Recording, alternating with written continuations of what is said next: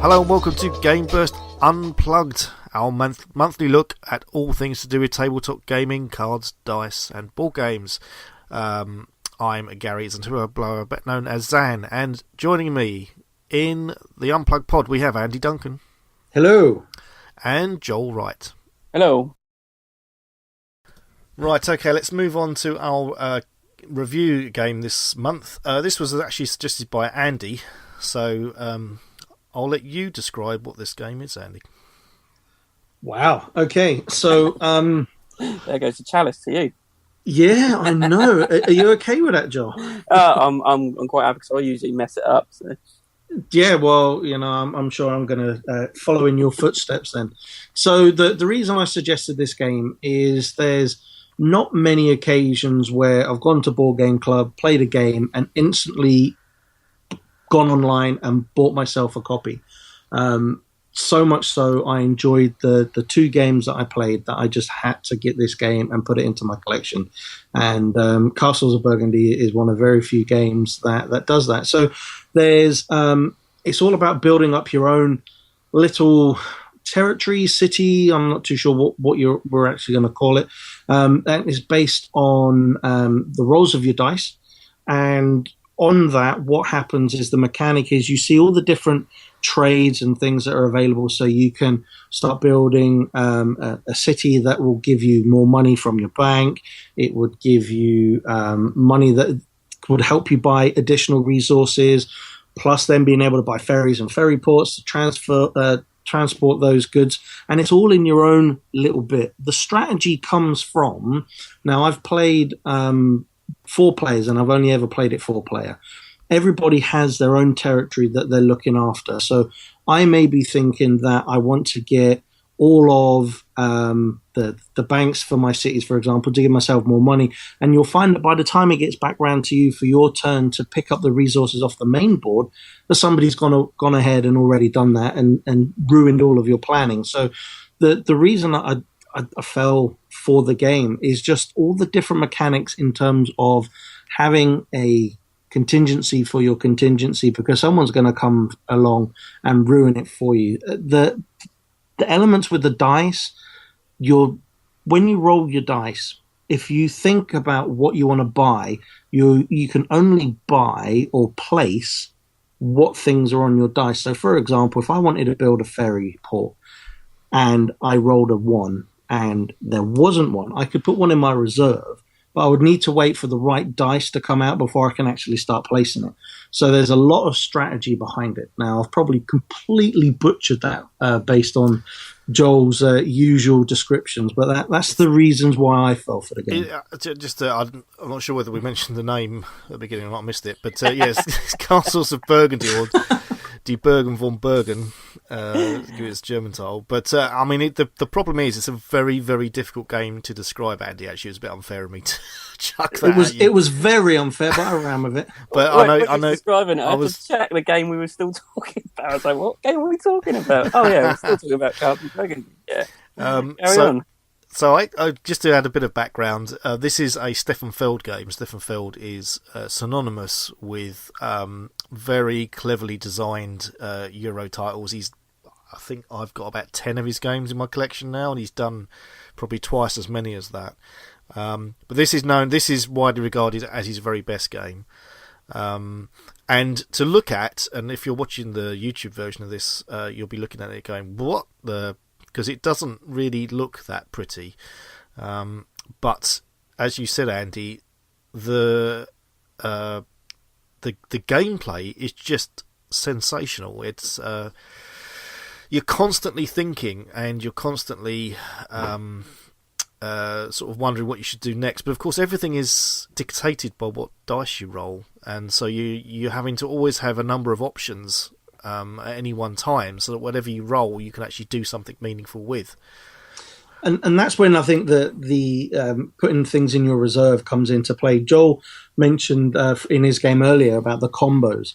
There are certain combos in this particular game that can really give you a big advantage in terms of VPs by buying the right type of piece for the right area of your map at a certain point, because you'll get bonuses for filling in certain areas of your map at a certain time in the game.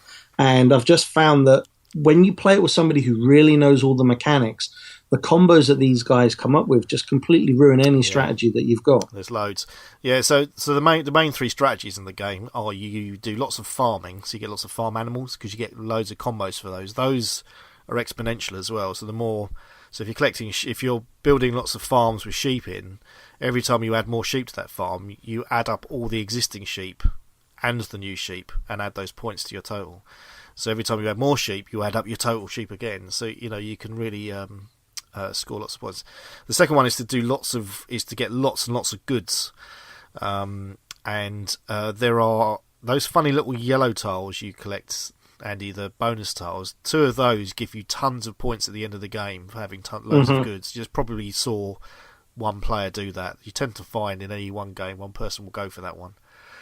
And then the third way to do it is to follow the name of the game, really, the Castles of Burgundy, and it's really to maximise those green castles to your advantage, because every time you build a castle in the game, you basically get a free go, and if you do that at the right time, that can make a massive difference in terms of your point scoring. You can, because you can chain them together, you could even build like 2 castles and giving you an extra 2 actions. So and if there's loads of really good stuff available for you to collect at that point, you then essentially do a killer move, which gives you whatever you need to score big at the end. Now, Joel, you played this for the first time, didn't you? Last weekend, is that right? For tabletop day? I can't speak. I was made to play it kicking and screaming. No, actually, it was one of those. It's been on the list to play, and I thought, well, it was coming up. A couple of people turned up Saturday morning that I knew had played it before, so I said, come on and teach me. And yeah, I proceeded, because each player mat you can either have a beginner side or you can have a hardcore side, and they chucked me the hardcore side, which then I went. Dear. Yeah, I went on and won it after that. So that taught them a lesson. It's one of those things that at first, when like any game, I think with Stefan Feld, you start explaining the rules to someone, then they kind of glaze over, and there's like so much to remember. I get points from everywhere. Where do I start? Yeah, point salad. By the third turn, and there's like 5 turns in each round, and there's 5 rounds. By the third turn, I think I really picked it up. By the second round, I knew what my strategy was going to be already, and I was working towards that. And that was mainly fill in areas on your map. And when you complete sections by completely filling up that coloured section, you score loads of points. And if you're the first one to complete both your coloured sections of the same colour, you get even more points. Yeah, you get a bonus tile. Yeah, and I was just the same for that. I was collecting buildings I needed that I knew I could combo with, and then as soon as I had those in my reserve, I was playing them out in the right areas, and just it clicked straight away for me. There was another new player that joined us, and I don't think she's that well into playing board games like us, but it took her a very long time to really grasp what was going on, and still towards the end we were explaining where she was getting points from and what she needed to do properly. But yeah, it's one of those that the more you play it, the more familiar you'll be with not only the mechanics, but how you can make the mechanics work for you. I picked up, there was one element that I picked up really late towards the end of the game with the workers that will allow you to add or subtract to your dice roll. So because of that element of being fixed with the numbers, the more workers you had, it was easier for you to either pick up or place. And I missed the opportunity early on. There were some people that had like a huge stack of workers and were being able to manipulate every single dice roll of their choosing. Yeah, I picked that tile up. That modified it. Yeah, from a 1 to a 2, which was really useful towards the end, because it didn't really matter what I rolled. I could manipulate those dice if I had the workers to do it to what I needed to do. So. Yeah, you have to give yourself a little bit of flexibility in that game, because obviously you're doing dice rolls. You need to take away some of the element of luck, and if you can add and remove one or two to your dice roll, then that obviously helps. Mm. I think what doesn't help the game is the iconography is dreadful, and you'll find most people.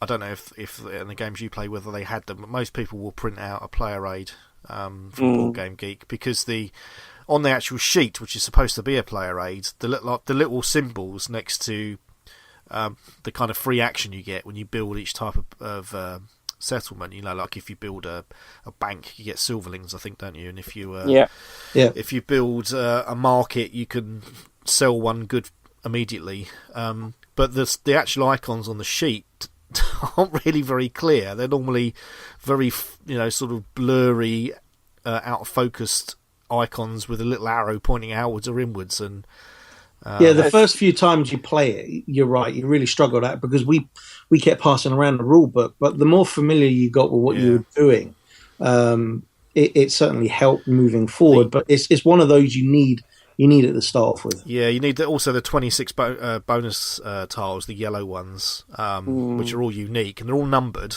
which means that people end up thumbing through the rule book to look up what each of those tiles mean on the first few times they play it. Again, I've got like a laminated card that I printed out off of Board Game Geek, which has just got them all on there with like a one-line summary of what they all are, which you can then just pass around to people, and that makes it a bit easier to pick up. But that is the criticism of it, and it's actually the criticism of quite a few of Feld's games, in that a lot of the iconography is quite abstract. Bora Bora is another one that's got icon problems of his. Interesting, I don't know if you realise this, Andy, but I think Castles of Burgundy is ranked in the top 5 for two-player games. It's considered to be one of the very best two-player games out there. So, no, I wasn't aware of that. So if you've picked yourself up a copy, then obviously that's a great one to play with Vicky, because it's one of those games that actually plays better with fewer players. There's not many that do that.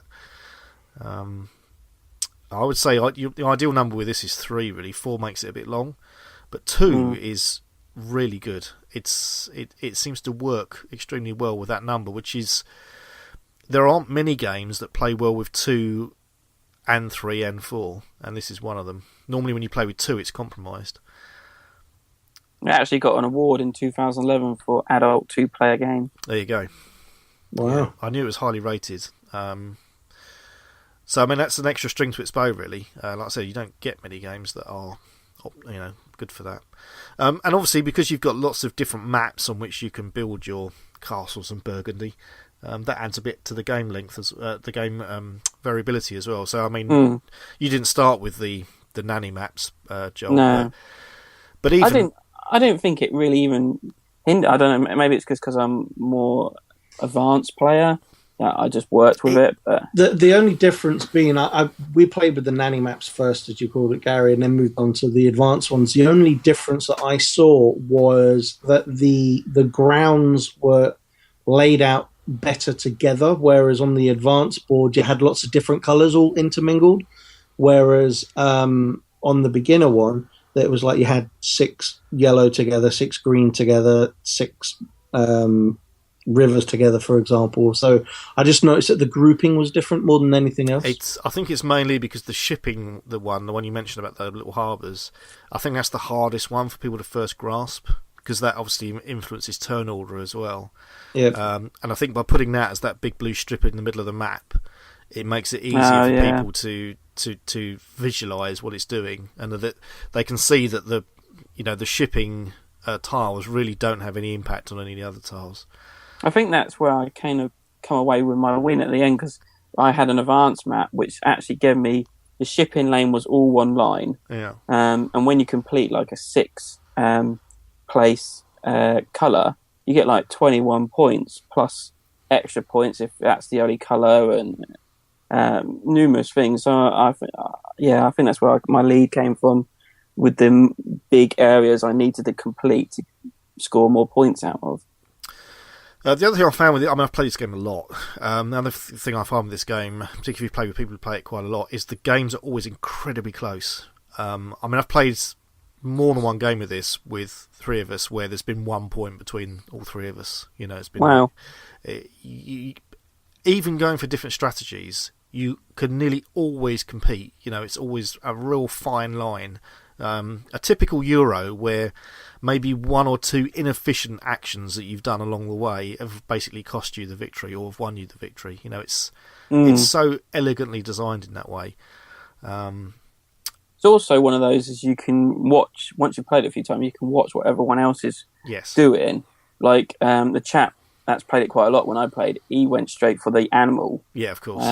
And I didn't realise that until halfway through. I said, I should have been keeping an eye on what he was trying to pick up. Because if I could have stopped him picking up sheep, which would have really screwed his plans over, okay, I would have had a sheep that I had to play somewhere by the end. It fills a hole, though, doesn't it? That's the thing. Yeah. Yeah, it's that's the obvious one that people go for. It's the easiest one to block because you just start taking some of their animals.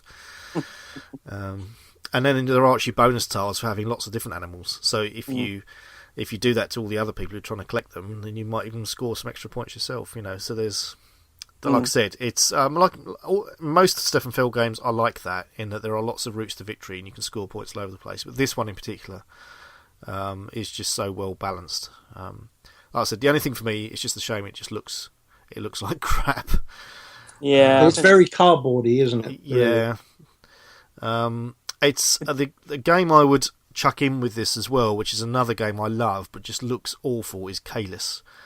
And the good news is that Caylus is getting a proper reprint with new artwork. Prior to that, it would have been Puerto Rico. It's another game that's absolutely brilliant, but the original edition just looks cheap and nasty. But again, that's been reprinted, so it looks a lot better than it used to. It'd be great if this one had the similar treatment, really. I think it would. It deserves to, be in everyone's collection, and to. There's no reason why this game couldn't look great as well. Yeah, I think that's probably why it put me off for so long. Plus, it's got Stefan Feld's name on it. Just doesn't do it for me, really. No, but I'm a Feld fan, so yeah. He's definitely a Marmite designer. You either love him or you hate him. Yeah. All the games that I've got of his, I really like. Bruges in particular. Oh, I love Bruges, yeah, and Trajan as well is one of my favourites. Again, that's very abstract. Well, they all are, aren't they? All these games are abstract. Yeah. I don't know about Bruges. I haven't played that. Bruges less so. Bruges is more like a regular card game, actually. But Bruges is brutally difficult. But it's a really good game. In fact, they're probably three of his best, thinking about it. Right, okay. We'll leave the final word to you then, Andy. So I take it you've picked up this game. It's one of your favourites. It'll get there. It will get there. But like I said, when I was doing my haphazard example of trying to explain it, there's very few games that grab me straight away like this one did. I think the last one before that was maybe Star Wars Miniatures, where it was instantly played it, needed to go and buy it. And definitely, like Joel, don't put off playing it. Get a chance to get to grips with it, and it's not the prettiest, but you'll have a lot of fun playing it. Thanks, Andy. And that was the feeling I had with Roll for the Galaxy as well, which is why we will do it on this show. Right. I think that probably does it for this month. So let's just, first of all, just thank the Unplugged panel this month, who were Andy Duncan. Thank you. Joel Wright. Thank you. And I, of course, have been Gary Zatura, better known as Zan. There will be, once again, a YouTube version of the review section of this podcast if you want to see what Castles of Burgundy looks like. Can't promise when that will be out. It depends when I can do it, because it takes a lot longer than a podcast. But we will be back next month as usual. I'm not sure what the topic is next month, but do listen out for that. Otherwise, GameBurst is back on Sunday as usual with the news, so I hope you'll join us for that.